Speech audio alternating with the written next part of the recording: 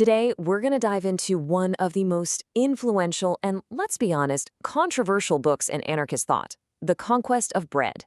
It was written way back in 1892 by Pëtr Kropotkin, who has this amazing backstory. He was a Russian prince who became a revolutionary. And this book, well, it doesn't just poke holes in the world he saw, it lays out this sweeping, radical blueprint for a totally different way of living. And Kropotkin does not pull any punches. He starts with this incredibly powerful image that gets right to the heart of what made him so angry. The way he saw it, the very people who built the modern world, the ones who dug the tunnels, who laid the railroads, often risking their lives to do it, they were left with absolutely nothing. This quote, it really captures his whole argument, that the system was fundamentally broken, rewarding the owners instead of the workers, and using violence to keep it that way. So, before we get to his big solution, let's really dig into how Kropotkin diagnosed the problem. He had this core belief that all the wealth in society wasn't the creation of a few smart guys. Instead, he saw it as this massive, collective inheritance that was being unfairly hoarded by a tiny handful of people. And the way he frames this inheritance is, well, it's pretty fascinating. He argues that basically everything we call civilization is a group project. The soil we farm, people have been working it for centuries.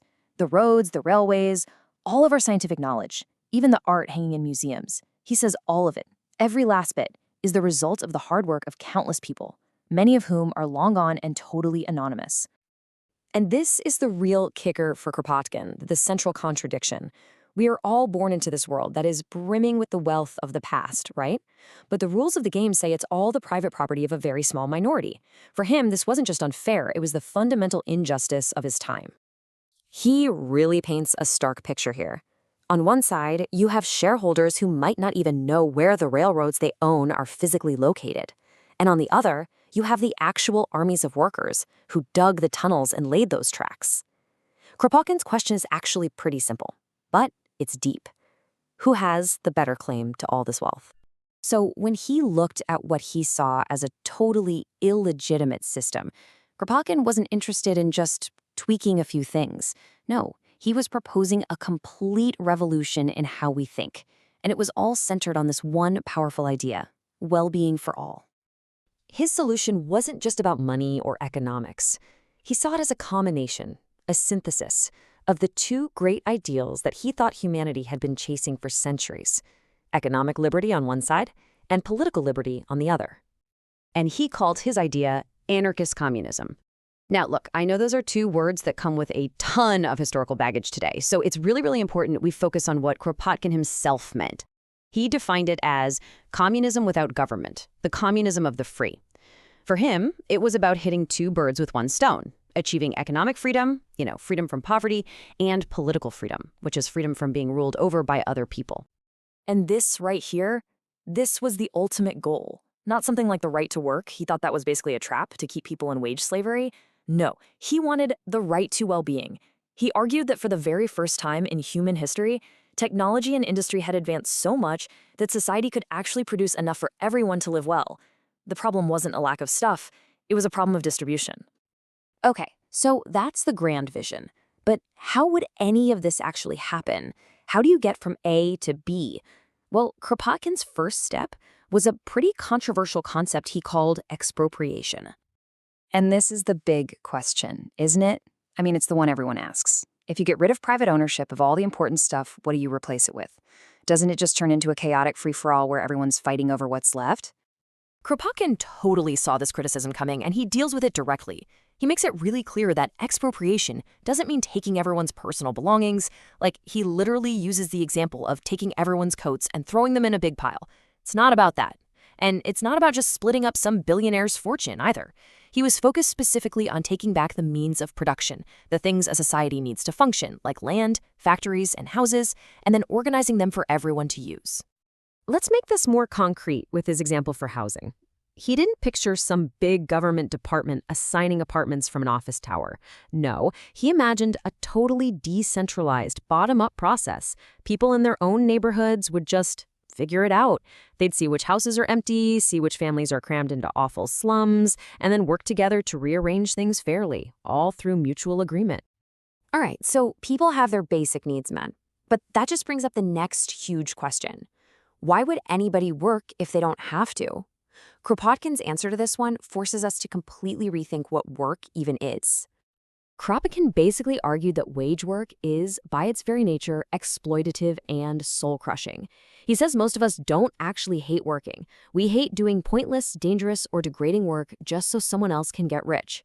His vision was for a society where work becomes agreeable, where the worst jobs are automated or completely redesigned, and people voluntarily chip in for a few hours a day doing things they actually find useful or even enjoyable. It's funny, in a way, he was way ahead of his time on this very modern idea that people are driven by a sense of purpose, not just a paycheck. And here's the really counterintuitive part. He believed this system would actually be way more productive. Kropotkin argued that the current system holds production back. He said so much energy and resources are wasted on things like weapons, bureaucracy, and making useless luxury items for the super rich. In a society that's actually focused on well-being for all, he claimed, all that human energy could be put to good use. And having plenty for all wasn't just some fantasy, it was a totally practical goal. So this is the final piece of the puzzle, and it's the anarchist part of anarchist communism. If you've got no government, no police, no laws, what's to stop society from just collapsing into total chaos? Kropotkin's answer wasn't a new kind of government. It was the exact opposite. He called it free agreement, or voluntary cooperation. He basically said that we're all taught to believe the state is this necessary glue holding everything together. But if you actually look around, most of the things that make our daily lives work are already being done through countless voluntary agreements we make with each other every day. His killer example for this was the European railway system back in his day. I mean, think about it. A massively complex network connecting an entire continent. But there was no minister of European railways dictating how everything should work from on high. Instead, hundreds of separate companies managed to coordinate everything through free agreement. They had congresses, they made contracts, they worked out arrangements, all because it was in everyone's best interest to make the trains run on time. And he saw this principle everywhere, even in life or death situations, like with the British Lifeboat Association. This wasn't a government agency. It was a network of volunteers, fishermen and sailors who would literally risk their own lives to save strangers caught in storms. And look at that number. By 1891, they'd saved over 32,000 people. For Kropotkin, this spirit of mutual aid wasn't some rare heroic exception. He believed it was a basic human instinct that a truly free society would finally let flourish. Okay, so let's try to tie all this together. These ideas of expropriation, agreeable work, and free agreement, they're all built on top of one single fundamental philosophical idea. And that idea is this, that no person's contribution can ever be truly separated from the whole of human society.